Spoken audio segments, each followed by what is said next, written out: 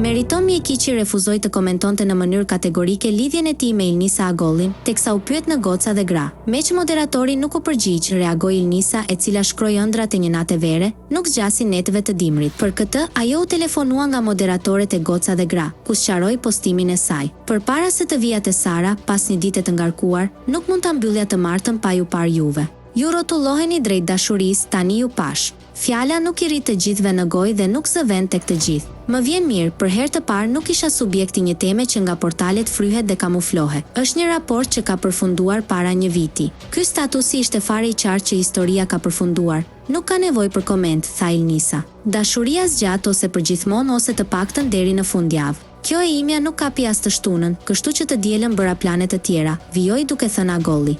E pyetur nëse është penduar për lidhjen, ish banorja tha: "Nuk shuhem si njeri që pendohem."